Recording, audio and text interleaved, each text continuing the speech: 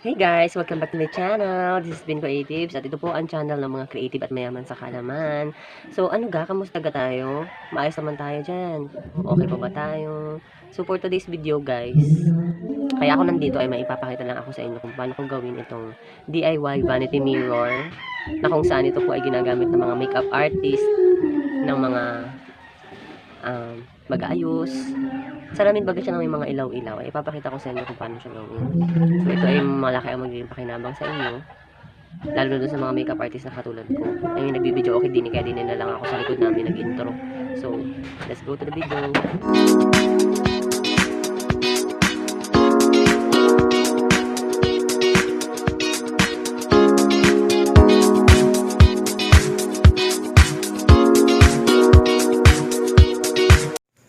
First step, syempre kailangan natin ng plywood. Dalawang plywood na magkapareho ng size. Depende sa size na gusto natin. Tapos gagawa tayo ng trace dito sa gitna na ikakat natin. Dapat half inch na mas maliit siya kaysa dun sa ating mismo salamin. Tapos ganito yung pagpaprocess ng pagkakat. Kailangan maggawa muna tayo ng patayanggal na ganyan para pasok natin yung lagari para mas madali siyang matanggal at maikat. Syempre, after natin ikat yan, dapat lilihain natin yung mga naikat na part para maging makinis siya, maging maganda, maging maayos yung mga labis-labis na mga kahoy na pinagdaanan ng lagari. Kailangan iliha natin yun ng maayos na maayos. Tapos magtitrace tayo nung ganito kaliliit, mga half inch siya. Tapos ilalagari natin. Yan kasi yung ilalagay natin bilang palaman dun sa ating frame. Handa na natin ang ating leather na magiging balot ng ating frame. Tapos i-trace na natin siya dito. Dapat at least 2 inches yung allowance ng ating balot na leather kapag ginupit na natin siya. Kasi pag dinikit natin siya, kailangan maganda yung pagkakadikit natin. And then mag-trace tayo ng paglalagyan natin ng ating naikat kanina na mga strip ng wood na half inch para maging ganyan. Dapat maging ganyan yung kalalabasan niya. Kung mapapansin ninyo dito sa may bandang gitna, may allowance siya ng mga half inch kasi yan yung paglalagyan ng mismong mirror natin. Kung gusto niyo gumawa, follow this video na lang mga creative para mas matuto kayo kung paano gumawa ng ganitong klaseng vanity mirror. Ang sunod natin is yung mismong outer corner na nung ating frame, yun ang lalagyan natin ulit ng half inch na wooden strips na katulad nito. Kailangan lagyan natin yan paikot. Yan kasi ang magsisilbing passageway or daanan ng ating mga wires mamaya. Pinalagyan na natin siya ng mga lagay ng bumbilya. And ayan, meron na tayong leather. Ilagay na natin yung leather. Dapat maging ganyan yung itsura niya. And then, ipwesto na natin ng maayos yung ating mga lagay ng bumbilya. Lagay ng bumbilya ang tawag ko, hindi ko alam yung mismo tawag. Basta lagay ng bumbilya yan. Ipwesto na natin siya kung anong gusto natin pwesto. Tapos, i-trace na natin siya sa magitan ng lapis. Yung mismong shape ng pagkabilog ng ating i-trace para makakapaglagay tayo ng daanan ng wire mamaya.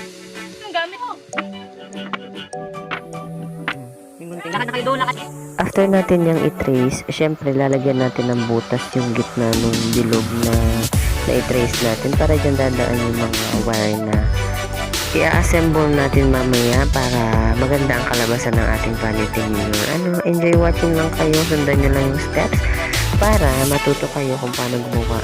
Sunod na natin na step, syempre yung wirings. Gugupit muna tayo ng mga 2 inches na wires para ilalagay natin doon sa mismong lagayan ng bumbilya. Tapos ganito lang yung process ng paggagawa ng mga ilalagay natin doon sa lagayan ng bumbilya. Kailangan tanggalin natin yung nakabalot ng mga yung rubber doon sa wires. Tapos kunin na natin itong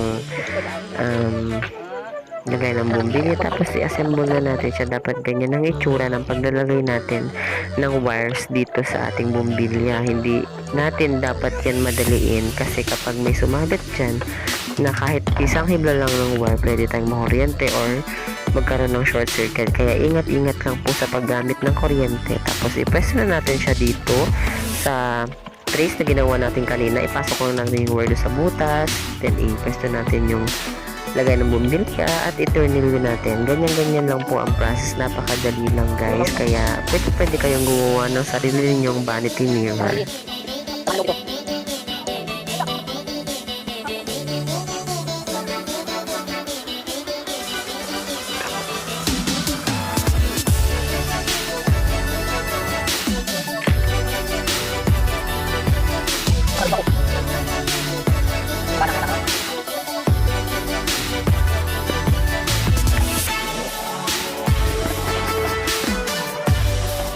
So, ayan, dapat ganyan ang palalabasan ng ating nagawang frame ng vanity mirror. Tapos, ganito naman ang itsura sa loob ng frame ng ating vanity mirror. Dapat ganyan-ganyan ang pagkakagawa ninyo. Tapos, i-ready na natin itong ating wire at mag-install na tayo ng wire rings doon sa mga ginawa natin kanina. Dapat na maingat tayo sa paglalagay ng mga wires na yan. Kailangan wala dyang magdikit na linya kasi pag nangyari yun, pwede magkaroon ng short circuit. Kaya ingat-ingat lamang po tayo. Ganito po ang proseso ng paglalagay ng wires doon sa ating ginawang lagayan ng bumbilya ng ating vanity mirror.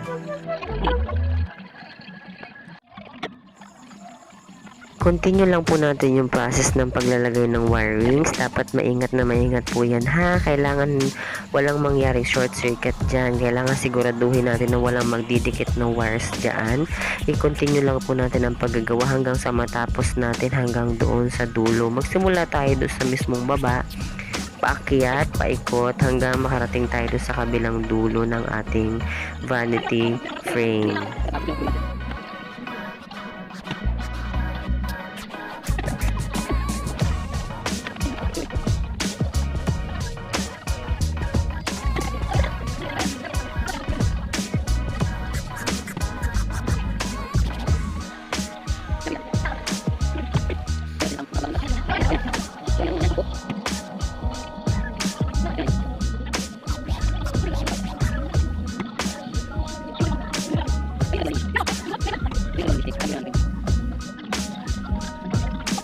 Pag natapos na po tayo dun sa mismong dulo ng ating last na lagayan ng bumbilya, ibubuhol natin itong wire na nasa dulo para pag nilagay natin dun sa mismong butas ng ating back frame ay hindi siya mahila. Yan, dapat maging ganyan ang itsura ng wire rings ng ating vanity mirror. I-ready na natin yung para sa back part ng ating vanity.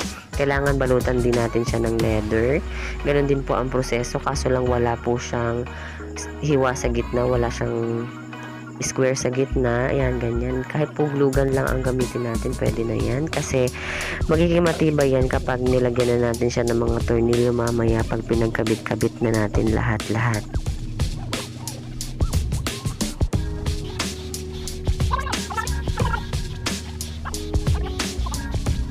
Ganyan po ang magiging itsura niya pag natapos na natin yung back part. And then, i-ready na natin yung first part para ma-trace na natin doon kung saan natin palalabasin yung wire ng end ng ating na-install na wires kanina. Then, ilapesto na natin ang ating mirror. At pag okay na, ayan, ipesto na natin para may suot na natin yung wire na paglalagyan ng plug ng ating vanity mirror. Pag nailagay na natin yan, ipesto na natin, tapos linisan lang natin, and then i-ready na natin yung ating tornilyo at ang ating screw, and then mag-trace muna tayo nung paglalagyan ng second layer nung ating pagtutornilyuhan. Kaya importante yan dahil kapag hindi tayo naglagay niyan, magiging bali-bali ko ang paglalagay natin at pwede nating ma-screw yung ating salamin at baka maging sanhi pa ng pagkabasag niya. Then, i-start muna natin siya dun sa dulo, then dun sa kabilang dulo. Kailangan hindi siya agad-agad ini-screw ng sabay-sabay. Kailangan siya ay ganyan ang proseso. Tapat-tapat dapat para pantay-pantay ang pagkaka-screw natin para maging matibay lalo siya. So, sundan lang po natin yung proseso para ma-achieve natin yung ating desire sa ating vanity mirror. Hanggang meron pa siyang part na hindi pa dikit. I-continue lang natin ang pag-screw hanggang sa lumapat siya ng todo at maging ganyan na ang itsura. Ayan, meron na tayong vanity mirror at ang sunod naman natin dyan ay ang paglalagay ng ating panaksak at ang ating switch. So ganito po ang proseso ng paglalagay niyan ha. Manood lang po kayo at sundan nyo lang po yung proseso. Dobling ingat lang po tayo sa paglalagay ng mga wirings dito sa ating switch at ang ating plug dahil maghihisanhi po yan ng short circuit at makasunog pa tayo kapag hindi maingat ang pagkaka-install natin ng mga wirings. Kaya kailangan kung magpapagawa kayo ng vanity mirror or gagawa kayo ng sarili nyong vanity mirror, magpatulong po tayo sa mas nakakaalam at mas nakakatanda para makaiwas po tayo sa disgrasya. Ano po?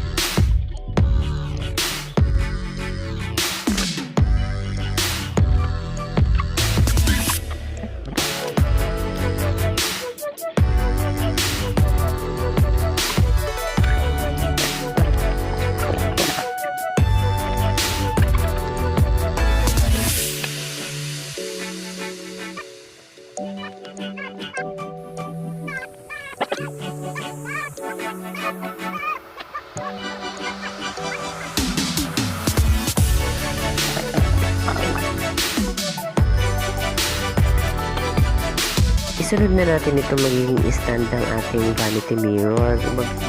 Gumawa lang po tayo ng dalawang plywood ulit na ganyan ang size. Tapos balutan lang ulit natin siya ng leather.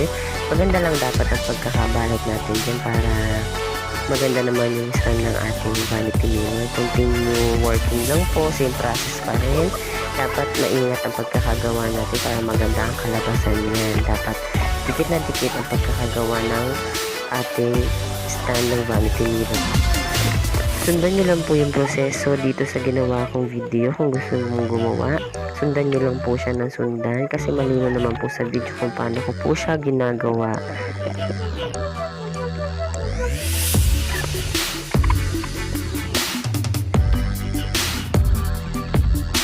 Pag natapos na tayo sa paglalagay ng ating frame, syempre lalagyan natin yan ng bisagra. Ang tawag dyan ay bisagra. Kalimitan yan ginagawa sa mga pintuan or sarado ng mga cabinet. Yan ang gagamitin natin para na ma-manage natin siya. Pwede natin siyang i-adjust yung ating stand ng vanity mirror. Pwedeng backward, pwedeng forward para maipwesto natin siya ng maayos kapag tayo nasa makeup station na natin. So, ayan po ang proseso. Thank you for watching. Sana po nagustuhan niyo yung video na to.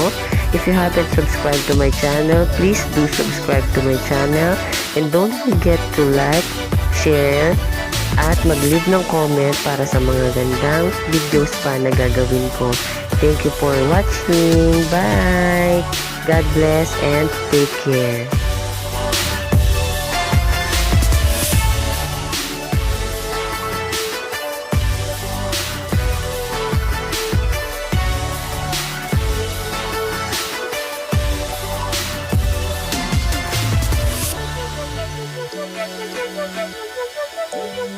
Thank you.